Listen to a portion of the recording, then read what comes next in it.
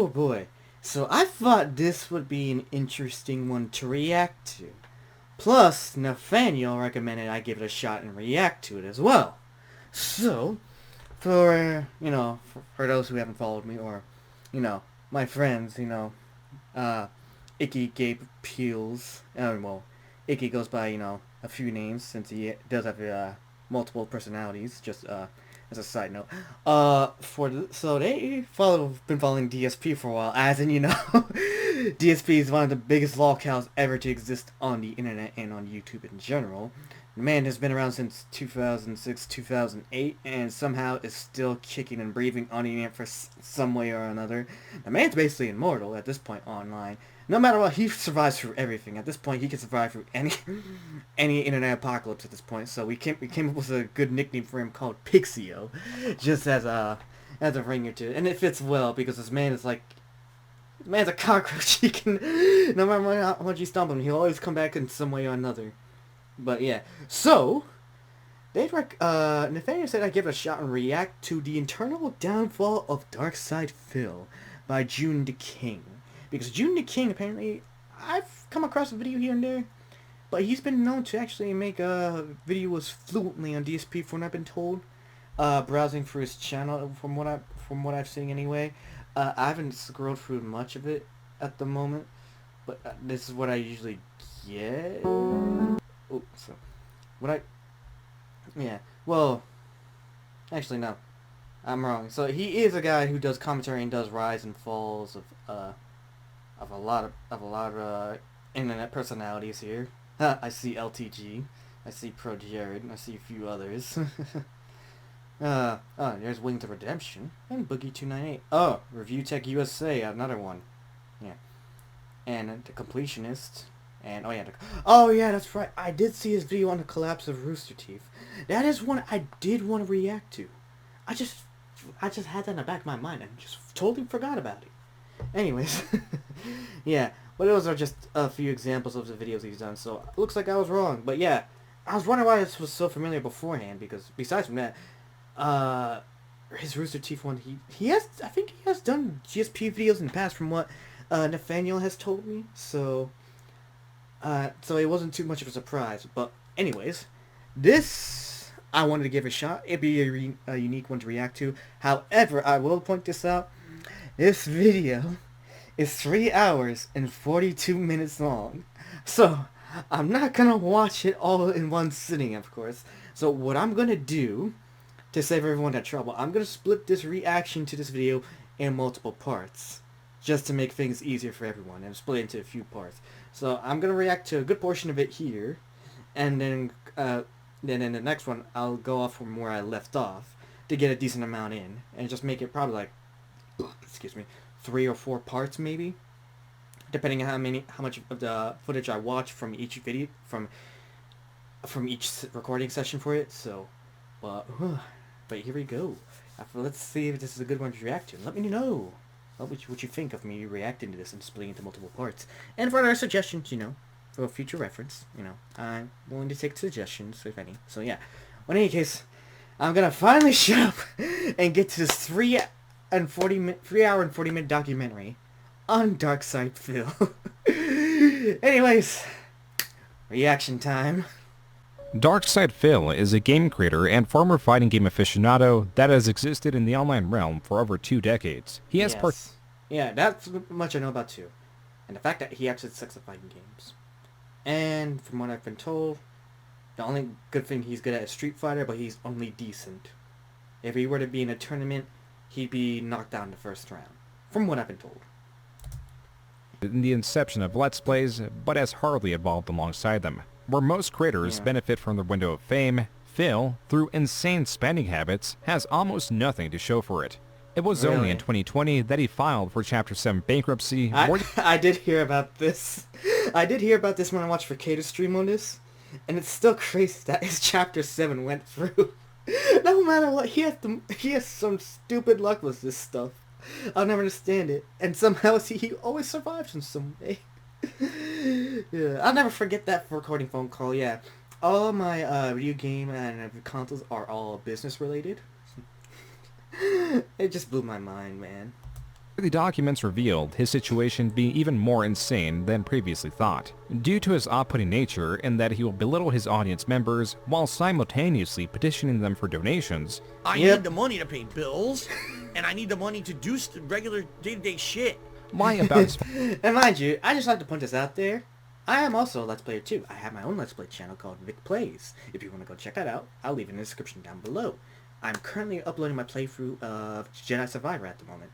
I will get to other things later on. I just want to record my playthrough of that. So if you want someone to watch that isn't DSP, that has more of a decent following, but likes to do the Scottish Jack 17 style of Let's Plays, I'm here. Follow my channel, please. If you do, you're awesome.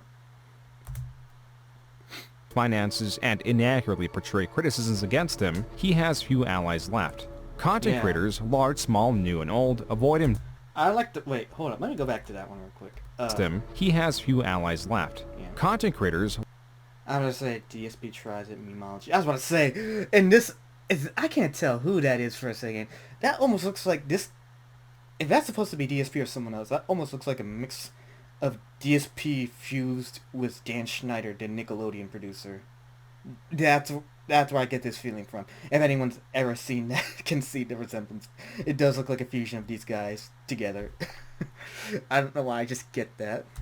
Large, small, new, and old avoid him due to this and the unique community of trolls that follow him. Varying widely in intentions and actions, these trolls share the commonality of hating Phil and archiving his fumbles to great lengths. There exists a spreadsheet that is updated almost... They're the guys that keep him alive, actually. That keep him going for some damn reason. DSP has a lot of hate watchers, man. They always come back and support him just to hate watch. I don't get it sometimes. Tracks nearly every donation, the top donator, when the stream began, and what game was played. That's not all. There are several search engines designed to search his over 70,000 videos that even have options to show the trend of word usage. And of course, a forum with over 280,000 posts discussing him, not including side threads that would greatly inflate that number.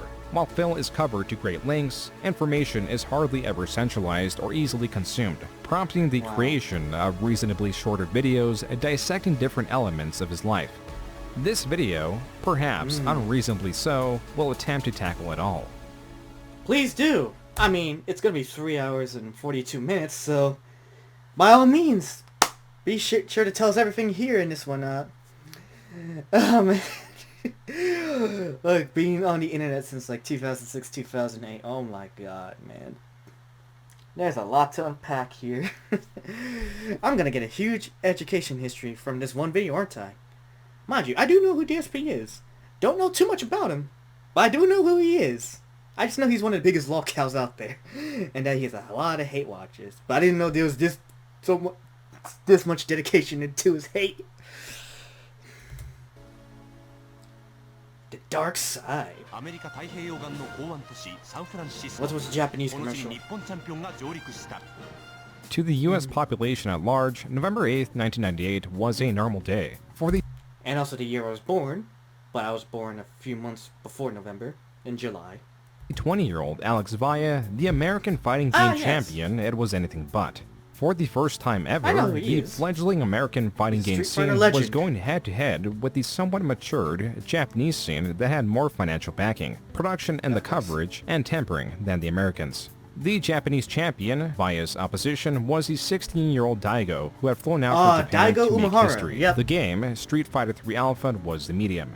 This could go any way, though the Japanese had the perceived advantage. That's why Vaya's victory in the first match intensified the competition. As the match rules were best 2 out of 3, Vaya had to win one more match to be crowned world champion, and so Vaya continued his aggressive strategy and tried to put pressure on Daigo. Daigo, however, began adapting and started finding openings, anticipating Vaya's attacks. Adaptation was never as important as it was here in the finals. Both sides were exposed to strategies they had never been exposed to within their local competitive scenes. With the advantage on Daigo's court, he won the second match. At this point, the outcome was hardly predictable, as both sides were solidifying their strategies. It's crazy to think back in the day when we had Daigo and, Alex Vaya there. Two OGs and fighting game legends, man. I know Daigo from his infamous Street Fighter clip was Justin Wong. Oh, my... As much as I love fighting games, I ain't afraid to admit I suck at them. My best one is Tekken, and arguably Smash Brothers if you want to call that a fighting game. But hey, oh, and Virtua Fighter. I'm pretty decent at Virtua Fighter too. If anyone knows which one Virtua Fighter is.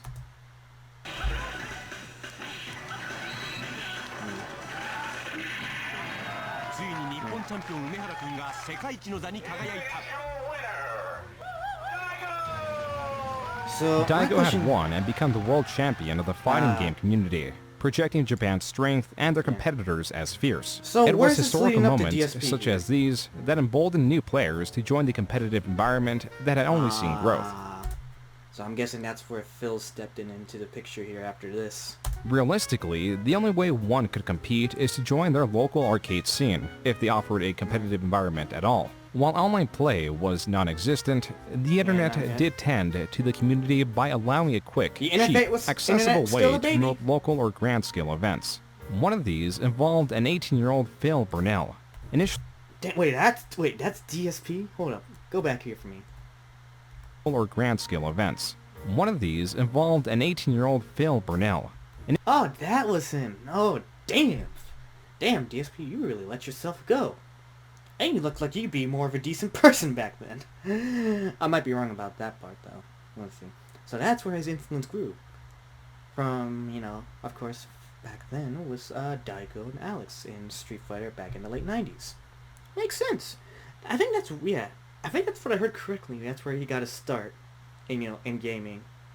Well, he was pretty known in the Street Fighter and fighting game scene, so makes sense to me. Entering the online space with the alias Wo Moses, he adapted other, short-lived nicknames such as Phil Throw Like Hell Burnell, labeled as such for his strategy of using the throw move in Marvel vs. Capcom competitions that was viewed as unbalanced.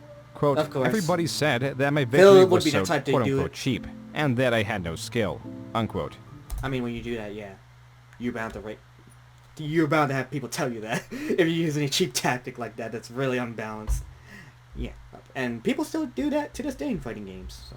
Regardless, Phil was performing well in his local gaming scene in Bridgeport, Connecticut. The next natural step was to attend ECC, or East Coast Championships, that hosted various fighting game competitions. Add to that, he said he would attempt to go.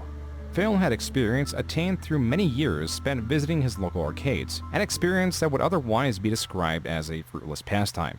The elitist nature and other unfavorable qualities that Phil was showing were more acceptable in these communities than they would be in others. And he did have that one thing that made him memorable, his aggression. Which was? Quote, I see it every day in my town. These little fucking wimps who call themselves quote-unquote thugs and pretend they're quote-unquote tough mofos. Well, if... Yep, that does sound like the DSP, alright? That's the if I ever get DSP into a I've fight heard. with one of them, hand to hand, So he's always been like this. you, I'll be the one standing afterwards. And if they pull a gun on me, I hope they have pretty good aim, because if they don't hit me with the first shot, I'll have already punctured the windpipe and ended their life. Unquote. This was in response to the general aggression Phil received when utilizing his infamous throw tactics. While Phil's response teeters from excessive to entirely unrealistic, it does expose the way he viewed himself as a macho, hardened, threatening individual. And you never were. Let's be real. You never were. why he chose his new name, DarkSyde, which was directly influenced by the song Darkside from the band Crazy Town. The reason for the Y in his name in place of the I is to avoid readers thinking that his name was any way attached to the Star Wars universe, as that would be too nerdy. Phil provides other... So that's where the name came from. Okay. I never knew that, actually. So, I guess I learned something new from this video. Okay. Reasons for his demeanor, such as wanting to act as a heel in this developing space. A heel is someone, typically in wrestling, that is an inconsiderate or untrustworthy person. And due to their distasteful nature, the wrestling community actually enjoys matches with them, as getting trounced on is the ultimate satisfying outcome. And so DarkSyde, as he was calling himself, was set on practicing and playing the newly released Marvel vs. Capcom 2. Though his palette was diverse, this is what his sights were set on. But there was an unforeseen issue. The game, released in February 2000, meant that it was untested and would not be at the East Coast Championship. Phil's solution was to make a tourney of his own, at Motel 6 with a $5 entry fee. The results are unknown. What is that Phil was ingraining himself in his local community, and that he just graduated high school as the valedictorian. A valedictorian Say, is a... what? Are you kidding me? This man was a valedictorian for his school? How, Sway? How? that just blew my mind right there. I never thought I'd hear that. The man, everything this man... how? I just don't know how. I just don't understand how.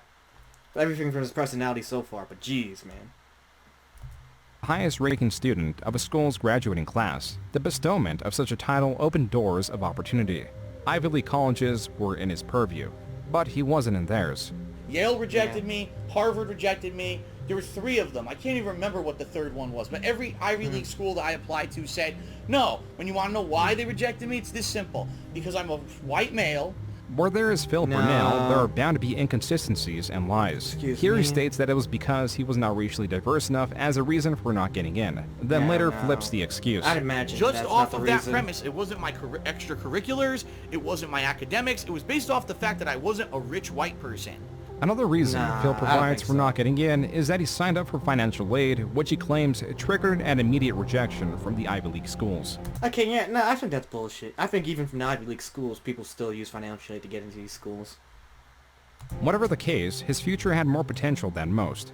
Throughout it all, he was still going to local tournaments. Here he recounts how the entrance for a local tournament doubled from 16 to 32 in just a year. He won this tournament, and with that, he is losing his potential. To make it big in this flourishing environment, practicing the game would have to encompass his life for nearly the next decade. And to finance the traveling, he took out various credit cards as his job selling yogurt did not provide enough income.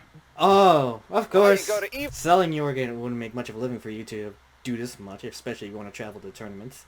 Makes sense. Ah, but it's something to know. This man would sell yogurt back when he was finished school.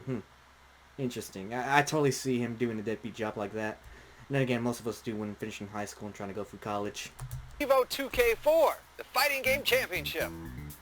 700 players from all over the world, Japan, Europe, Evo. North America, South America, all over, right?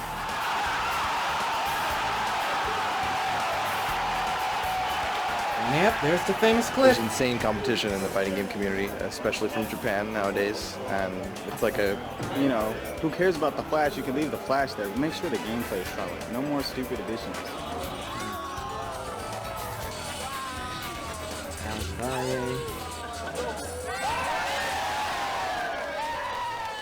Those were moments from EVO 2004. EVO, or Evolution Championship Series, was becoming the end-all be-all for competitions in the fighting game community. Every year And the it still event is to grew. this day. It grew rife with competition, I mean, look at how big it is now to this day.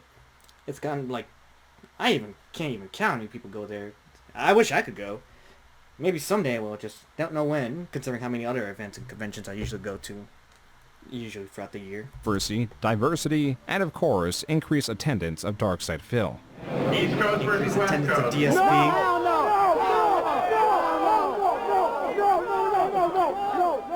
In this particular moment at EVO 2002, the infamous DarkSydePhil was selected as a sort of representative of the East Coast theater. Commentary from the people reporting demonstrated how welcome he was.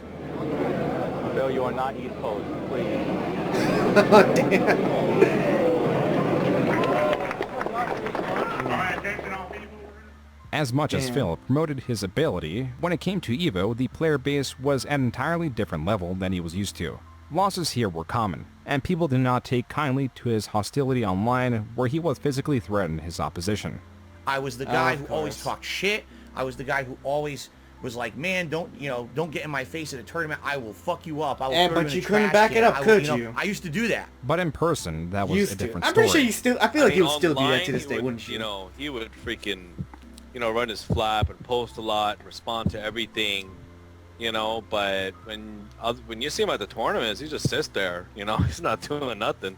That was Jaha, one of the more hot-headed players that was not afraid of confrontation. He was talking about... I mean, look at the dude. There's a reason he's not afraid.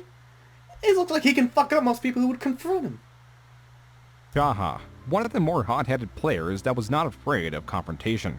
He was talking a bunch of shit against like the top Marvel players. So Shady K was one of them, and Shady K didn't like him too much because he would like run his mouth so much. I mean, this guy would make posts that were like a mile long. When DSP was leaving with like him and a couple of his boys, that's when it was time to like roll up on him. We followed them outside and we caught them outside, and they were getting up in like, you know, DSP's fucking friends' faces too, just to fucking make sure none of them got crazy, but they were all fucking shitting bricks. He just turns fucking white, and it's funny because he just like talks so much shit on the internet, but when you run into him in fucking he's a major pussy. He's just fucking, you know, turns white as a ghost. Yeah. DSP was able to defuse the situation by DSP paying is Shady definitely K, the type. Jaha's friend, $10. They arrived to that amount from a money match that was meant to go 10 rounds for a total of $100. But since it was cut short due to time limitations, and DSP only fought and lost a single match, Jaha and his crew were able to swindle those $10 that DSP had no obligation to pay. But even then, it was cheaper than a trip to the hospital.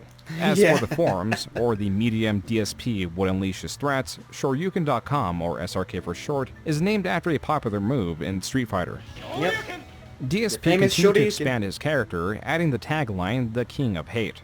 And the whole idea behind the King of Hate moniker was everyone hates me because I talk so much shit online, but no one can do anything about it. Well, they can.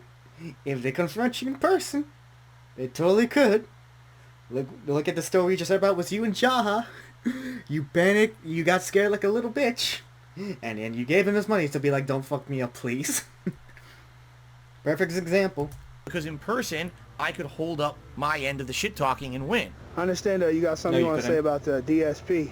Nah, I don't got nothing to say about that little retard. Down syndrome Phil. Damn. Oh yeah? Now, in 2003, Phil's infamy grew to new heights after he was banned from the SRK forums. Even the smaller competitions he did win would not be received with commemoration, but ire. In addition to the displeasures at his victory was what appears to be Phil advertising his website known as TopHaters.com. Further investigation reveals that this website of Phil's creation was a response to TopPlayers.com, a West Coast-centered Street Fighter website. Looking further into it, this is not just a response to Top Players, but Phil's lashing out at his infamy. There is much to unpack through the multiple pages of this website. On this page alone, he challenges some of the fighting game culture he himself is guilty of. On the main page, he informs readers that he works at Circuit City. On this thread, he is hating on the mechanics of Guilty Gear, a different fighting game. His words and his culture do not resonate within the fighting game community. Even so, he petitioned for financial support, supposedly to run the website, while also complaining about the lack of users. Despite a clear lack of support, Phil went onward with a new project known as Impact. As TopHaters.com was Phil's answers to TopPlayers.com, Impact was Phil's answer to EVO. And even though Phil continued to attend, he sought to make his own large-scale event. Quote, "It's obvious that Impact is going to compete heavily with EVO," unquote. On the threads created by Phil to promote Impact that included fundraising, brainstorming ideas, and other items meant to trigger discussion, on average would have at most a single other response. That was also the only respondent to the majority of Phil's posts. Even threads discussing how much Phil sucked garnered more attention on his website than Impact. TopHaters.com was a failed project. DSP now espoused to this negativity will not use his character to his benefit. Instead, he used it to attack beloved franchises like Counter-Strike and Warcraft 3. Even then, that was only a distraction from his assaults at fighting game culture. Here, he lambasted what was known in the fighting game community as combo videos. In the early days of the fighting game community, CDs were exchanged in person. These carried videos of various combos or tactics one could utilize, yet the existence of them were also controversial as groups could gatekeep the data. Now with the internet in play and data shared at a faster pace, tactics and their discovery were virtually immediately adapted and the meta was becoming solidified. Even still, the combo video situation is more complex than just defining metas, as DSP points out. Quote, "In some cases, the combo videos are single character only or console only," unquote. The last bit is of utter importance. Now mid-2004, arcades have long been losing their purpose to the increasingly popular home video game console, and a switch of competitions prioritizing consoles could increase accessibility for players and allow for significantly cheaper and easier to manage components as consoles and their elements could be set up and altered with ease. This transition was controversial only for those brought up in arcade culture and those in competitive gaming communities. I'd say for myself, being a fighting game guy, I grew up with the consoles, of course, so I'm used to playing these fighting games more with the console's controller. I've never really used a fighting game stick myself. I'd love to one day, maybe, if I ever decided to try to be better at fighting games, if I ever got the time to. But, I mean, just because I do want to get better than I usually am, but it's just thinking of the times when I can get better or have the time to practice that. That's all. But I do love fighting games. I mean, the video game series that got me into video games was Tekken, so that was a personal connection to me. Same with Smash Brothers. Those were the first 2 video games I played in my life. I don't know which one I played first. I don't remember, but it was Tekken 3 or in the Smash Brothers on the N64. So those 2 always hold a special place in my heart. That's why I love those series. Plus, I think Tekken is one of the better fighting games out there, if I'm being honest. So, just as to my opinion there, people can probably agree or disagree, but that's how I feel. I mean, when I like to, I ain't no DSP. If I played DSP, I could probably beat his ass in Tekken, honestly. Maybe even Street Fighter if I actually learned how to play better and put time into practicing. But yeah, it's always just hard to find time to do it nowadays. I mean, I play Tekken from time to time. I ain't bad, but I ain't no like those combo guys that be playing at EVO. I ain't no Arslan Nash. I ain't no Kudons. I ain't no Little Majin. Just to name a few Tekken players in this scene. But hey, just as a side note, would I love to get better like this one day? Yeah. It knows if I ever have time to. We'll see. Game, like Street Fighter for example, is ported from the superior hardware of an arcade cabinet to the limited or vastly different video game console. Color, resolution, and most importantly mechanics could differ based on the port. And though the technology and quality control had improved, it was still not good enough. It was a jump that would eventually have to be made, but perhaps it was too soon. Evolution console? It's my worst nightmare, dude. I'm an arcade player. I hear you. You know what I'm saying? I mean, if this is the future, we're gonna have to. It's evolving, so we're gonna have to adapt. Yeah. Personally, I don't like it. That's what most people did. No choice. That was Alex Valle at EVO 2004, sharing what was the popular opinion among the top fighting game players. And to the displeasure of many, their worst nightmare would manifest in ways they could hardly predict. Wait, what? DSP got 4th place? I didn't even know that. Holy shit. How does this man get 4th place? Please, someone give me the context to this if he doesn't.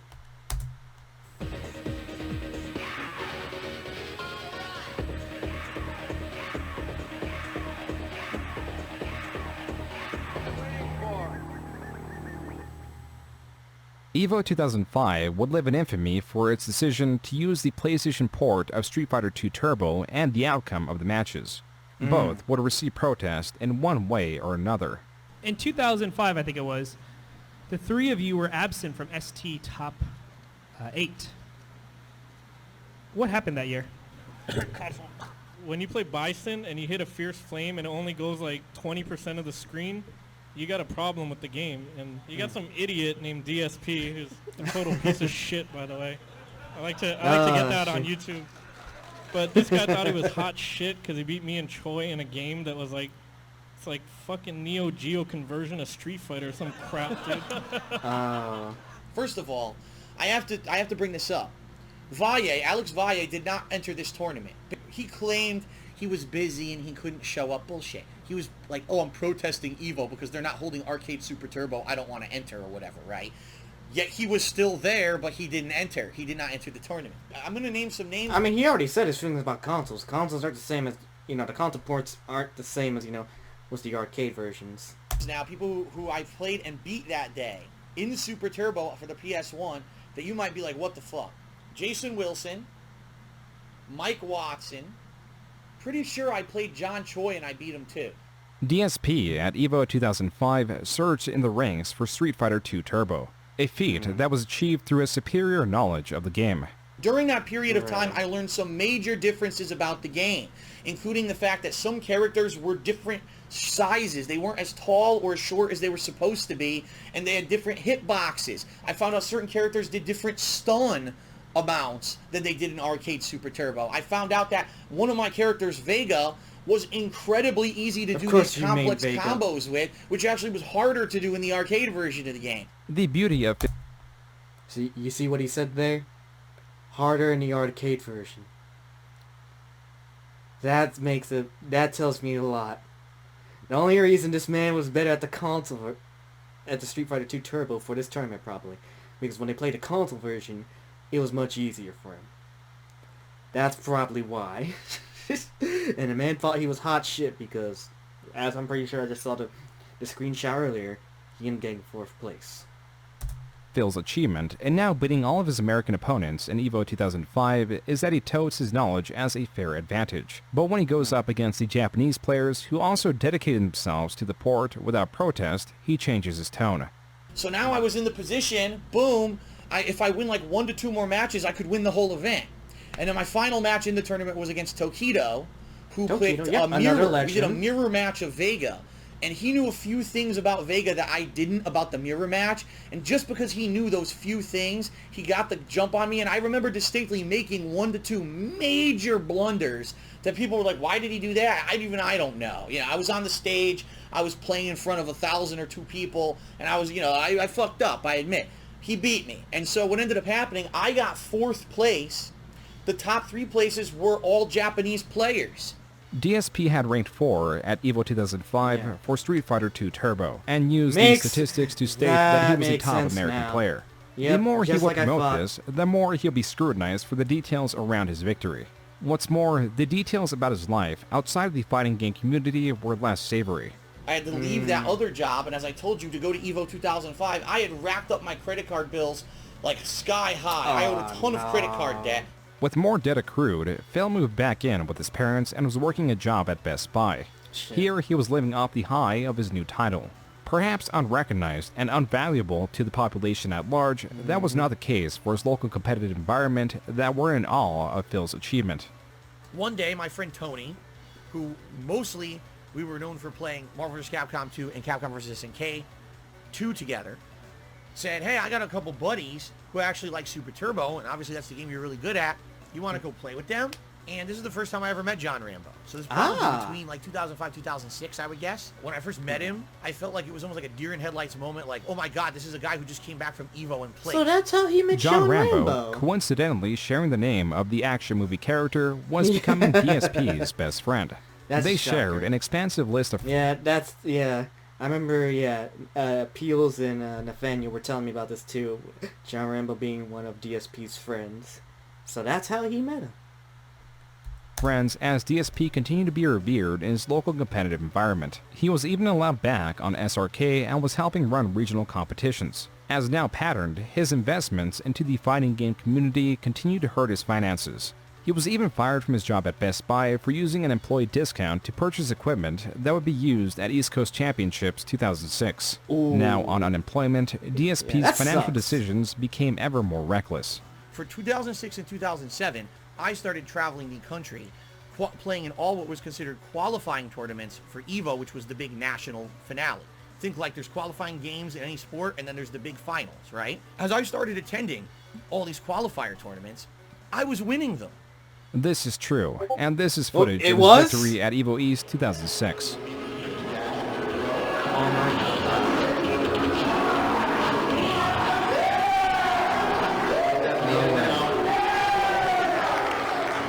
So this man actually won tournaments. Insane.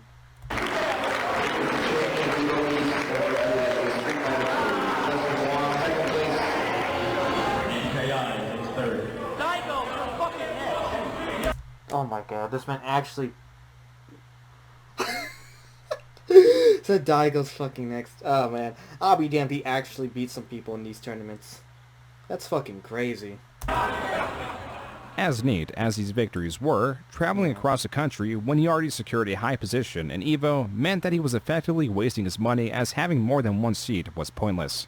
Wow, Phil is now seeded to be in the finals at EVO like 7 times. We need to actually take people who he beat and put them into the spots, because we can't have a whole bracket that's just Phil playing. These victories inflated his ego beyond measure and created an even more aggressive Phil. Bad of all, you are fucking hypocrite. Because you have no problem. You have no problem talking about my shit. I'm gonna whoop your fucking ass. Oh, really? You gonna whoop my fucking ass? Oh, I want to see that shit. DSP continued to seek out a physical altercation, and in most cases, it led to nothing. Other times, he miscalculated and threatened someone who could reciprocate threats, reinforced by real experience. Viscount, a veteran of the fighting game community, was lambasted by DSP. Quote, so first Phil was like, okay, well you have to sign some document because if I kill you, I don't want to be responsible. And I was like, whatever. Then there was an actual serious negotiation over who the ref was going to be. And I think we settled on Walter from Connecticut, but I don't remember this part either. Then there was an honest-to-God negotiation over weight and that we were going to have to weigh in and everything. Again, I'm not making any of this up. As dumb as this sounds, this absolutely happened. So one day Phil IMs me on AIM and tries to back out. He was like, hey, so how about this? How about we pretend like we're going to fight, and then when a whole crowd is around us, we both do DX crotch chops to the crowd. It'll be such a goof. This really happened, and I'm just like, are you fucking kidding me? I honestly couldn't believe he was pulling this, and I was still mad about the whole thing and actually wanted to fight him. That tells you how much of a pussy this man is. From that point on, there never really was any problem between him and I, unquote. When it came to real fights, backing out was typical of Phil. But when it came to Street Fighter, he was more confident than he'd ever been. Of course, because Street Fighter was the only thing he was decent at. The one and only DSP. I call him Phil. Because Phil's cool. Anyhow, Phil. How you feel about ST? I mean, for years, these same guys are on top. And yes, I'm talking about John Choi. I'm talking about Alex Valle. Playing ST, placing, okay, they're good. But to disrespect the people that got top 8 at Evolution, to make excuses because it's on console, it's ridiculous. There you go. You heard it from DSP. Straight from DSP. DSP, thank you. Check out the shirt. Hate this, bitch. Hate that. This guy. Could Phil really back up these claims? Or on No, the other he could side, not. could Valle beat Phil? Alex he Valle, most this guy definitely right here, could. living legends, Street Fighter scene. First and foremost, you know what I gotta ask you? The ST beef with DSP. I don't even consider it a beef. It's like another scrub, another day. As chance would have it, they actually did compete at EVO 2006. First match finally. Oh, on stage, Phil versus Alex Valle. I'm like, You got your oh, ass great. kicked. It was a decent match. I lost. And I was like, Yeah, you got your ass motherfucker, kicked, all didn't this you? practice. I waited all day. Basically, it mind-fucked me waiting all day to play my match. I finally play Alex Valle and I lose. Yeah, Phil. because Alex Valle is actually good. You're not. Now in the loser's bracket, still had a chance to redeem himself. Yeah, of And course, after there's a working his loser's way bracket. through the loser's bracket, he had his final match of the day. My final was? match is against, guess who? Tokido. Now, this is the guy who beat me in 2005 on stage, mirror match with Vega. The Yeah. results of Tokido and DSP's first 2 matches played out exactly like they did in EVO 2005. Yeah. Tokido kicked his ass. Both players won a single match, and it came down to the last match, where the results were also mirrored. And he won. He knocked me down, and I fucking lost. And I was like, I wanted to rip my fucking shirt off like Hulk Hogan and be like, fuck this shit. DSP did not even place in the top 8. He was now the former top American player, but if anything, he was still Not surprising. persistent. In 2007, he went at it again, also winning EVO East. He won EVO East. God damn. I'll be damned. It Even still though, with his it still shakes me that he's won these tournaments. Just from hearing these stories, man. victory, DSP qualified to be seated higher at EVO, he still attended EVO West, which was held at Comic-Con. Honda, come back. Opening down for Japan. David Sterling, 1 match. Is this San DSP, Diego? 1 match. There was an Evo San Diego. West in San Diego, and fucking DSP was fucking talking shit about Mike Watson, and that's my road dog. When we fucking ran him down in Evo West, you know, we didn't even fucking wait to get outside. Watson just fucking went up to him in the arcade hall and just told him, dude, why the fuck you talking shit, this and that, blah, blah, blah. And he just didn't even want to face this. Like, he just kept on, like, cowering away and looking away and just being fucking quiet, this and that, and just fucking scared shitless. And we're fucking following him around, dude. Like, what the fuck's your problem? And, you know, Watson's, is a forgiving guy, so he just fucking pretty much got to the point where he made him apologize. I said, you got to do what you got to do. If you feel like you're going to make you feel better to hit me, then go ahead. I guess I deserve it. And he's like, well, I don't understand then. Why did you say those things? And I was like, dude, I'm an alcoholic. I admitted it to him right there. I was like, I'm an alcoholic. I drink too much all the time, and I just can't control myself when I do it. And at that point, I actually started crying because I felt so bad about everything that I had done and how stupid I was as a person. Rumor of what took place at this event would spread within the fighting game community. Do you guys remember the whole thing with DSP and like with the West Coast people, where they almost like he was like really scared because he was about to get beat up? I heard he was like crying and everything, so that was pretty funny. Yeah, that does sound funny when you hear from DSP. DSP had fulfilled his role as a heel by losing to players who were far more popular than he was. He again, for Evil Actual, did not even place in the top 8. Even if he won such events, the prize money would do little to counter the credit card debt that he had accrued. His new job was not doing much to help him either. Then I ended up finally getting a job after the Best Buy debacle at a place called Helicopter Support Incorporated. This was also in Bridgeport, Connecticut. Actually, I take that back. I think Helicopter Support was just over the Trumbull line. This is a strange leap from working at Best Buy to working as medium in helicopter parts selection. His degree that he had recently gotten was supposedly in business. So DSP's work experience, nor his educational background, was related to his current position. The only thing that was his father, who had been working at the company, and it is understood that DSP secured his position due to nepotism. Makes sense. Imagine in his position it'd be hard as shit to get a job. There was an additional development that DSP would long cling to. He was now starting a perilous path, ones that machinations would be far more complex than he could ever predict or even understand. Yet he stood directly in the center to witness it all. So basically, I was very nervous. We went to this Chinese restaurant, and I swear to you, the first fortune that I got, my fortune that I got that day said, financial hardship in your life is coming to an end. By the way, when I do record gameplay, I use a digital camera. So what, you're not going to edit this video? Just going to post them as is with a 10-minute mark? Why would I edit? It took 2 days, actually, off of work just to play Batman Arkham Asylum. Because I knew it was going to be great, and you know what? I don't regret it at all. Even though I'm the fucking Batman! The DarkSydePhil YouTube channel was created on March 3rd, 2007. Okay, so he's been on YouTube since 2007. Okay. That clears it up for me. Not utilized until 2008. Phil began by recording some of the fighting game events he would enter. The earliest available video is Midwest Moment 4 Day 1 Setup. The next one is Moment 7, then 13, then 19. Though all these videos range from 13 seconds to 2 minutes and 16 seconds, the jumping of the numerical order means that several videos were deleted and various pre-existing videos are lost. This was not the only event he recorded in 2008, and alongside those videos, DSP began recording gameplay of various genres. The quality as such reflected the best his equipment would allow, as he positioned his camera initially on the floor and pointed it towards his television. DSP recorded Star Wars The Force Unleashed, at least I got all this fucking story gameplay. Castle Crashers. It's a bunch of I imagine for someone like him, I think by then he would at least try to get a capture card. Because to my knowledge, I think capture cards did exist by then. Wait, this was 2007, 2008. Yeah, they did. Because I remember Scottish Duck 17. That's when he started doing his Let's Plays back then, around 2008 or so. He had a capture card, so he didn't need to be recording it like this on here. I remember that's how I started out first, and then I eventually got myself a game capture, and I didn't have to do that anymore, thankfully. Fucking horseshit, to be honest. And Mercenaries 2. Another Grand Theft Auto 4 ripoff mission.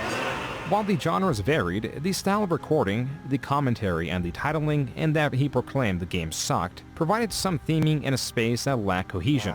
YouTube, as it was looked at as a video repository, a place to consume viral videos. Series and the like were virtually non-existent. There was no meta for videos and not much of a reason to make them, considering that a paycheck through content creation was unheard of. In such an uncompetitive and themeless space, Phil's videos excelled. He quickly found out that his gameplay videos did better than his recordings of fighting game events. Then found out that if he recorded proper sequences of walkthroughs of missions and games, the chain of videos garnered even more views. as was demonstrated by his gameplay of Saints Row 2. These were uploaded out of sequence as Phil relied on a unique method of recording.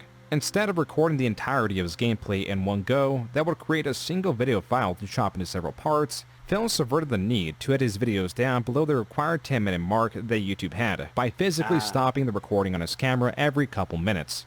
Yeah, that was always the most annoying part. I hated those 10-minute marks, man. Thankfully, they evolved a lot over time where you can at least upload videos like this now, which are 3 hours and 42 minutes. Oh my god, this is bullshit. Ugh. Okay, Saints Row 2, trying to kill the general again. This naturally created individual files that not only saved him time on the editing process, but the rendering as well. From here, he could upload the files directly. The only additional effort applied left was to name the videos.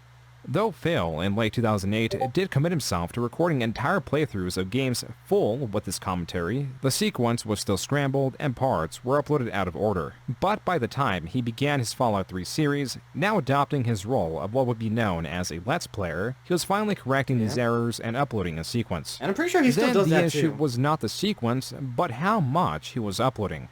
If he did a 4-hour recording session, that amounted to 25 videos, and those 25 videos were uploaded from November 28th to November 29th. That was 25 uploads in just 2 days. Phil, with some fluctuation, was spamming his uploads. By December 19th, even with his job in mind, he was up to part 137 of the Fallout Let's Play series. That was only a fraction of his 749 videos. This means Phil, at 1,400 subscribers, averaged around 2 subscribers per video. The comments were quite vocal with their exhaustion of the spam. Quote, "Stop spamming videos, they are not that good." Unquote. Some comments seem to just target Phil as a person. Quote, "Fucking you! You are a stupid man. Suck my lick." Unquote. Phil's commentary was colorful. You can tell these people probably knew that from those comments, English probably wasn't their first language. And could prompt these responses. Oh look. Blah blah blah, you cannot speak any English, you stupid. Blah blah blah. Okay, time for safe. Viewers were not sure if DSP's crudeness was him playing a character, though the Street Fighter community knew it wasn't. It wasn't. DSP, stop recording, no one gets a shit. Play, you can't hold up a tournament. Where am I playing? You still haven't told me. Jesus Christ, man. Want me to run your fucking tournament for you? Taking form now in early 2009 was the basis of DSP. All the core elements were finally present, including the audience. From those few who were vocal about their dislike of DSP, DSP responded by comparing himself to Satan, and those who enjoyed his videos enough to donate to him. As seen in his description, he was now accepting PayPal donations for what he claims were games and equipment. Even now, in the channel comments, people were suggesting the use of direct capture via what is known as a capture card, and DSP did indeed spend that money, a lot of it too, on a more expensive, yet worse option.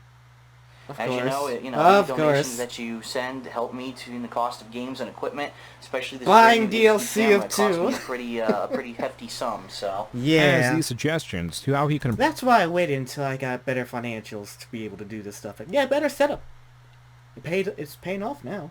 My setups are better over the years. Still has a lot of work to go through, but hey, again, if you want to watch my playthroughs, if you want to watch better playthroughs than DSP, please go to my Let's Play channel. Again, if you do, you're awesome. Improve his videos poured in, Phil would go on and pour them out. This guy just wants to be my friend so he gets deleted. Why don't you use capture card instead of camera? Right. I mean, they existed back then. I mean, I imagine they weren't that expensive back then either, so why didn't you get one?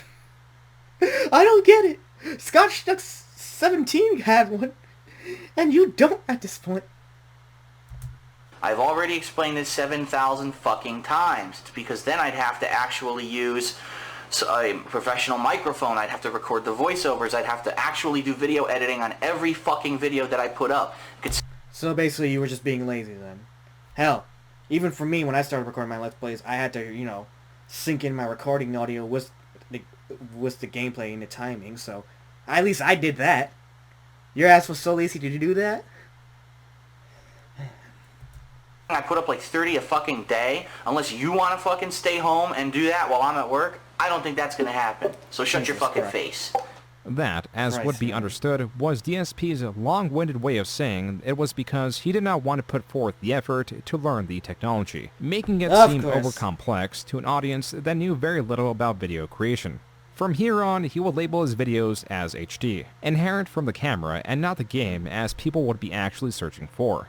It is difficult to say how much DSP was making from these donations, but he was earning something and realized he could be making even more. Not from gameplay, as YouTube was afraid to monetize such content in fear that the copyright strikes from the game companies would doom the platform, but from vlogs, as YouTube recognized wink wink, Nintendo, it was all original footage. This new channel, once more promoting his new camera's abilities, going as the king of hate HD, shined a light on DSP's previously private life. There were videos of him making custom controllers with John Rambo and friends, sometimes videos of DSP and friends at a cookout, and sometimes the different competitions he would attend and not perform well in. It was clear that DSP had a vibrant social life. DSP was attending midnight releases, freely interacting with strangers, and now, because his vlogging channel was successfully accepted into the YouTube Partner Program, where he pressed what he assumed to be the advantage. Hello, what's going on? My name is Phil Burnell, but more commonly known as DarkSydePhil, or DSP for short on the internet, and in 2010 my channel actually ended up being in the top 30 most viewed comedians of all time. Say on YouTube. what? No way that's on purpose, though. No way that's on fucking purpose. Top 30 comedians on YouTube. No way that's on fucking purpose. And actually had over 100 million total channel views. At this point I started getting noticed by different companies, such as Machinima and other people contacting me. And at that point I really wasn't too interested in doing anything with it. I wasn't You should have, if you had financial trouble. Really sure, you know, that it would ever translate into anything serious for me or any kind of a monetary gain for me. Dog, you were so dumb for passing up on those opportunities, I'm just saying. Combined with the money from his traditional job, he moved out of his parents' house into his own condo that he purchased for $131,000, leading him to be a host for such events such as a pizza/gameplay party. Yeah. What better to eat right before a Ninja Turtles playthrough than a delicious, ginormous pizza? That's Why don't you look good, stop though, playing not Street gonna lie. Fighter 4 and come get pizza so we can play Turtles? John Rambo here devouring his final slice. Hell, both of you fuckers. As controversial as Phil had become in the real world, and was well on the way in the online space, he was leading a fuller life. He was even experimenting with edited videos, like his multi-part Game Awards series. It's DSP's Game of the Year Awards 2009 Top 10 Best Games of the Year. Not everything operated well in DSP's life. He was still heavily drinking even during Let's Plays. Follow me, Red. Don't attack those fucking rad scorpions, just follow me.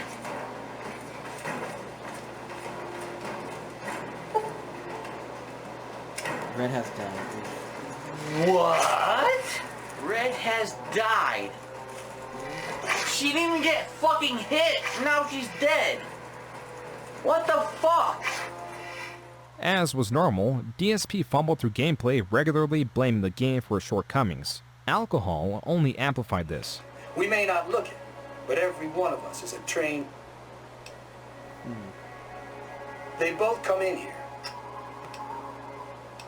So he's just speeding for dialogue? What the hell? Hey! Dumbass. What are you doing? A viewer may have missed it as Phil did through his rapid selection of the dialogue for the sake of progression. Phil unwittingly chose the option to threaten the NPC. Yeah. Dumbass. Why the That's why it's always important to listen and read your dialogues. fuck are they attacking me? I don't get it. Why are they attacking me? I didn't want to kill them. Why did they attack me? Because you selected There that was option, a grotesque dumbass. nature to Phil's Let's Plays and a rage that would turn physical. My Xbox locked up. Fucking does. Fuck, you're doing it. Standing fucking roundhouse. Wow. Shit, fuck. No fucking doesn't hitting me. Fuck this stupid fucking mission. I'm fucking fucking balls. A part of a Damn. successful creator is willingness to experiment, adapt, and improve. DSP had those elements, except he was so set in his immediate success, he disregarded improvement to increase what worked in excess. By early 2010, his Let's Plays and number of total videos soared. In just a little over a year, he had nearly 7,000 uploads on his main channel, with his total views at a gargantuan 70 million. That means he was averaging 10,000 views a video. And not in the least humble about these statistics. Quote, I've been called fat, ignorant, stupid, scrub, loud, obnoxious, disrespectful, belligerent, inciting troll, asshole, worthless. But I mean, there's a reason why you've been called that stuff. Most of that stuff, you are. I've also been called entertaining by 70 million people. You be the judge. I'll be banned by the time you read this. Unquote. This could be found on SRK, and if even possible, further soured Phil's image in the rest of the Street Fighter community. Look at him now. I mean, he's just... 20,000 idiots are subscribed to him. That's great. Congratulations.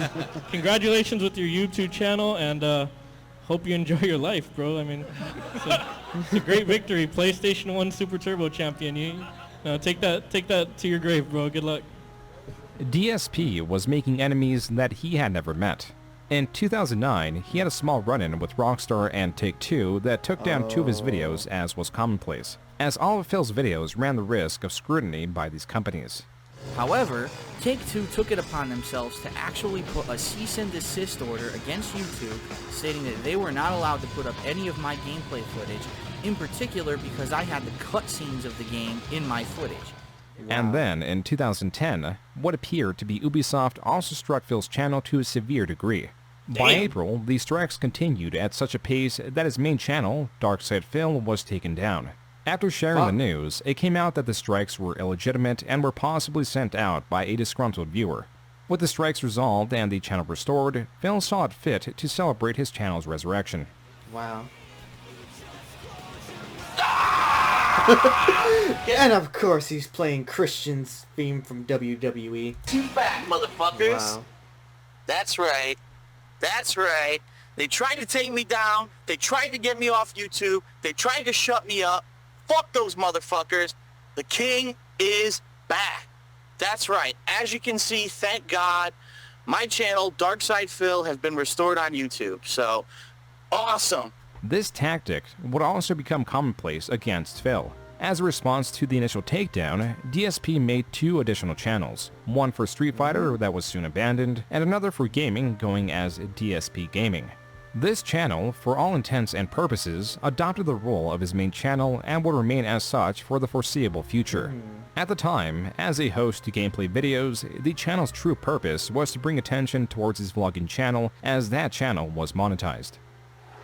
What am I going to do? I'm going to whip up a couple of express mode bacon, egg, and cheese sandwiches, which include 6 pieces. So he's just vlogging his life, too. This new series, beginning in September of 2010, was going under Poorly Cooking with the King. These videos were much more intimate than his gaming videos or even vlogs, for reasons not known then, but are now. Back then, I started Cooking with the King as a way to branch out and to have additional content on that channel. I think that that series ran its course to the point where I literally probably cooked every single meal I could possibly make without looking like an idiot or using a cookbook. And the point is, the series was me showing you things that I cook, not me cooking out of a cookbook. Phil was increasingly monetizing different aspects of his life, and as he stated, Poorly Cooking with the King were the recipes he knew how to make, meaning this is what Phil made regularly. So what am I going to make? Today I'm going to make scrambled eggs, and I'm also going to make some sausage. So I'm going to whip together some burgers. The egg. Now here's my question. How many times would he repeat those things for his videos? That's the real question. Eggs and the cheese. That's pretty much 3 basic ingredients, but you can add other things to this dish. Although in this episode we're actually going to go a little bit more healthy than some of my previous recipes, simply because a lot of people have been complaining, and I guess it's time to show that I don't only eat, you know, things that might be high in fat or high in cholesterol. For every 6 ounces of tuna, you should use a half a cup of mayonnaise and or Miracle Whip. Those were the following 4 Poorly Cooking with the King videos. Besides Phil's poor diet that would impact his life in somewhat ironic ways, viewers Yep, were not exposed to surprising. cooking mishaps that were perplexing. Safest thing to do with bacon grease. Oh, yeah. Why? No! Fucking potato. Even he posted a link for the grease is bad for your butt. You fucking dumbass. Screwing his viewers could look at the clock in the stove frame, the layout of his house, etc. As for the rest of his videos, they were performing well, even if he did have a few hiccups or angry neighbors telling him to shut up along the way. If this was the only trouble DSP received, the rest of 2010 would have gone more smoothly. The key change that destabilized his world was him getting fired from his job. What happened in this case, they did a reorg where they took me out of this department where I was doing all this great work, and they put me in a completely different department. The management there didn't give a fuck about me, and after 3 months they laid me off. Now, with more incentive to monetize his life, Phil launched a new series known as DSP Tries It. Because fast food, I'm going to be telling you right now, when I do these for fast food, So they're he always tried to going to vlog have his low life ratings. too, and Fast people food watched it. Usually it's pretty bad. I guess It's whatever an works odd for him. combination of flavors. And it looks like it did for a little because bit. The egg and all the meat are extremely salty. This series was initially food-based. Then he began reviewing his own merchandise, There's a bunch of different designs that you can get. then joysticks. This joystick uses all Sanwa parts. This series had now evolved within the first 21 episodes to a general product review show. DSP tries it. This is DSP, Stupid entry. and I'm using the new Axe body. Why? I'm using the new Axe body detailer. He actually filmed himself in the shower. Just fucking insane. For a period, DSP discontinued this How much series longer? and later stopped Might stop posting after on the this King section. of Hate HD altogether. DSP's fans were aware that he lost his job, and so a fan contacted Phil and offered to make him his own website, as was customary for various creators that found themselves unsecure in YouTube survivability. And so, true. by October, the King of The King of Hate.com Hate. was up and running. Mainly used as a fan site, this website was fully equipped with forums and not a host of actual videos. Fan input and support was at an all-time high. That's why in November, he made an exorbitant amount of money. That first Shocking. month, I made $18,000. Well, shit. In the first half of December, Phil made another $13,000, though it is unclear if YouTube actually paid it out. Regardless, if what Phil says is true about him making around $200 on average in the prior months, then he was now making 100 times more. This was unsustainable. Mid-December, I get a message from YouTube. Dear Mr. Burnell, we have detected invalid clicking activity on your videos. Therefore, as a result of said activity, we are suspending. We're not turning off. We're not completely removing. We are suspending your AdSense account. Damn. Phil claims that this increase in click activity was due to viewers feeling bad for him, not considering that the average person does not know how YouTubers make their money. This was mysterious by intention, done to avoid users clicking on ads for the sake of helping out their favorite creator. And if viewer support via DSP's instruction could staunch his income, what could viewer hostility do? This. I said, YouTube, with their AdSense program, literally tell everyone, don't talk to your DSP fans cult about it. leader. Don't tell them how AdSense works, because they...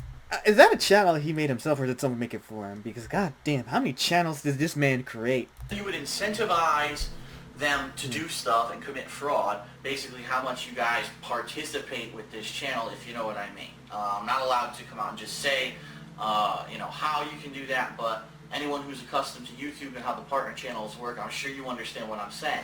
That's where the fun comes from, so I just want to say thanks a lot to everyone. I hope to entertain you in the future. Please go to my partner channel, The King of Hate HD, and click on the ads that show up on the videos. DSP Cult Leader was a channel that represented a growing disdain for DSP. This channel was falling under So it the wasn't created by umbrella him. of detractor Okay, good to know. content, or those that at this moment believed Identity DSP was not theft. exactly truthful or Denial, transparent terms of with his service. intentions. In late December of 2010, this channel was releasing various videos showing contradictions in DSP's words, like the reason he was suspended from the AdSense program, or just items that the uploader personally disagreed with. Additionally, though Phil positioned himself as tight with money, he was still able to purchase a few high-end collectibles here and there. The amount of statues and figurines were noticeably increasing. Perhaps it was because he felt secure, not in YouTube, but in Blip.tv. This was a website that was trying to compete with YouTube and was on the lookout for talent. DSP... And probably ultimately failed because it's no one has heard about it. I haven't heard about it until you just told me. I don't even know if that's still around. A very large channel was welcomed with open arms, and soon after joining was the second largest channel on Blip.tv, and was on an exclusive, superior contract. Here he uploaded gameplay and vlogging videos alike, while still uploading videos to YouTube as a fallback.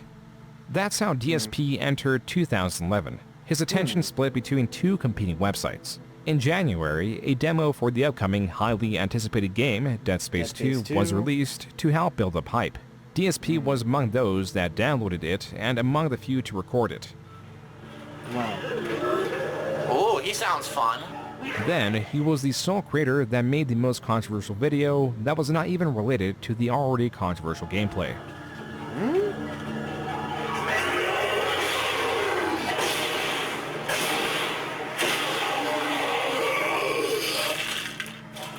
This is what happens when you let the Jews do whatever they want.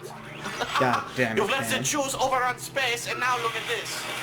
God Their damn it, greed has had DSP. the artifact to turn everyone into necromorphs. So now I, the last remaining Nazi, must exterminate them. Hello, Jew.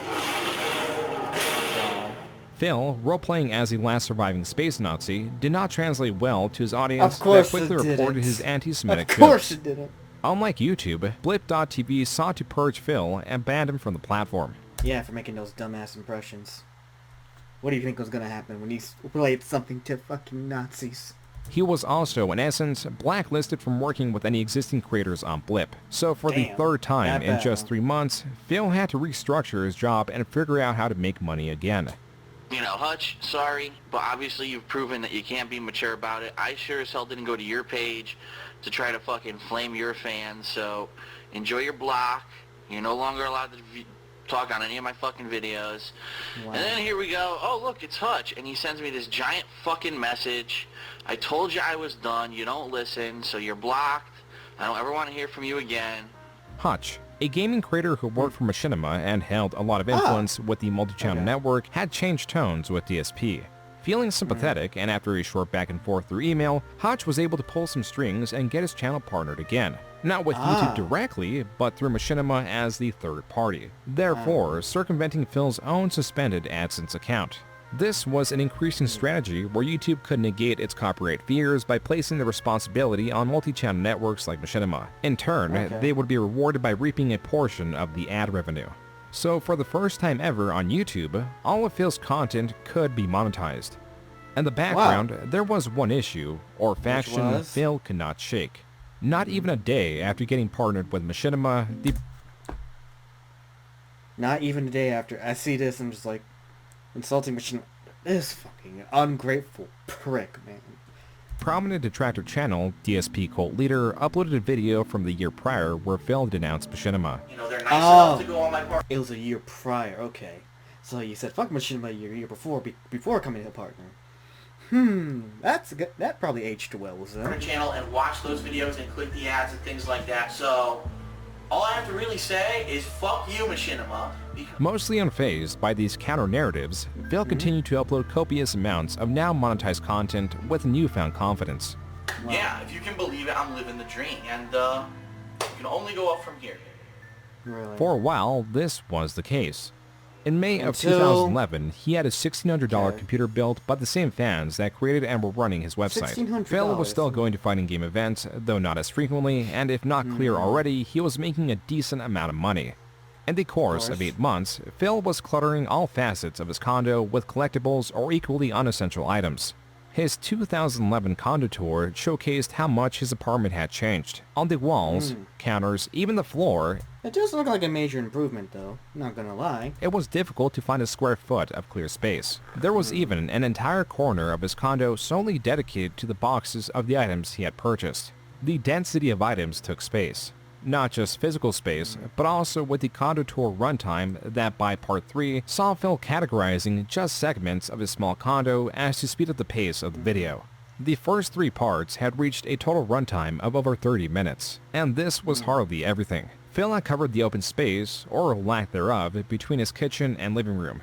Left to review, besides the bathroom, was his bedroom that was similarly decorated with gamer memorabilia and other items Phil took interest in. This artwork is actually painted completely with her breasts, and it's custom artwork that she makes, and she does all kinds of different paintings and such.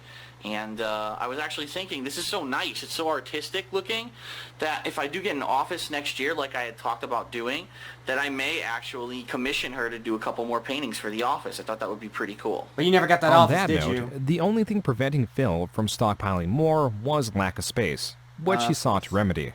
If I get more artwork, where's it really going to go? There's only a couple spots left that I've been looking, like a couple spots in the bedroom or whatever, but at this... wow, at this point, it's pretty much... Not gonna excuse yourself either. God damn. Disgusting. All filled up. What I'd like to do is get the hell out of here and get us, like I said, get an office where I can do a lot of my filming, where I can do my uploading, and not have to worry about my modem going down here, having a business class internet, having a place where I could do better filming, and I sure as hell, I'm not sure that that's ever going to happen. As much as he collected, there was a space... Yeah. Actually, I'm gonna stop it right here because it just went to the next section, and I guess I'm gonna stop right here for part 1. I got a good chunk in 53 minutes. So in part 2, we're gonna start off with a section of Panda Lee. That's something I'm not familiar with. So who's Panda Lee? People can probably tell me in the comments for anyone watching. But for my next one, that's what I'm gonna start off to learn. Yeah, the only thing that sounds familiar, I think that was one of his girlfriends. His first girlfriend's probably, if I remember. We'll see. But that's something I'll save for the next part. So yeah, so tune in for my second part of the internal downfall of DarkSydePhil reaction, because like I said, I'm gonna be reacting to like distant parts. We're at 53 minutes and 51 seconds, so good chunk to stop off for now. We got a lot more to go through. So yeah. Anyways. Tune in for part 2 later on. It'll be uploaded at a different period of time if I can say it's consistent with my uploading and have time to record part 2. But yeah. Anyways, tune in for next time.